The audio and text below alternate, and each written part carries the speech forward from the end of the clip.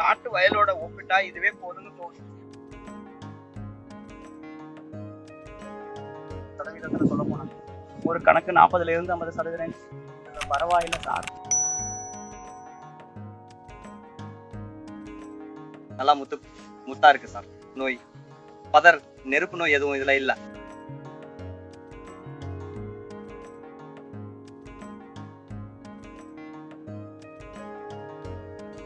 நான் மைசூர் மாவட்டத்துல இருந்து வர்றேன். ஆர் நகர் தாலுகா சின்சினட்டே ஓப்படி சார். இங்க விதைச்சிருக்கேன் பாருங்க, எல்லாம் முழுசா இருக்கு. முழுசா விதைச்சது.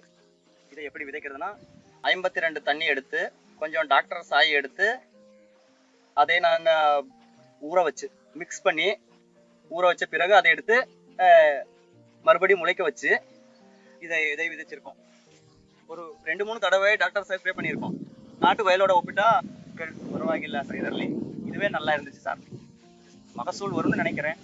சதவிகிதத்துல சொன்னா ஒரு 40-50% பரவாயில்லை சார். இதுல சரி என்னன்னா இப்போ எனக்கு நாட்டு நடவு இல்லை, கழிவுகளும் கம்மி. ஏன்னா தனித்தனியா இதை செஞ்சதால கேட்டீங்கன்னா நல்லது. சேதாரம் கம்மி, கழிவும் டாக்டர் சாய் யூஸ் பண்றதா ரொம்ப நல்லா இருக்கு சார்.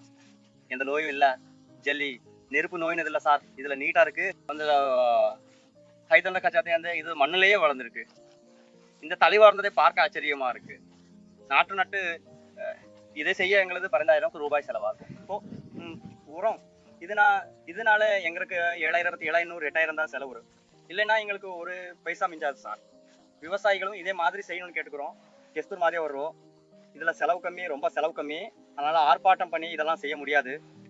இதே கான்டாக்ட் செஞ்சா நம்ம கெஸ்தூர் மாதேவ் இருந்தாரு.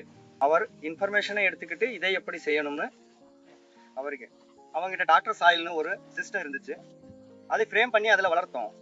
நீங்களும் இப்படி வளர்க்கணும்னு விவசாயிகளிடம் கேட்டுக்கொள்கிறேன்.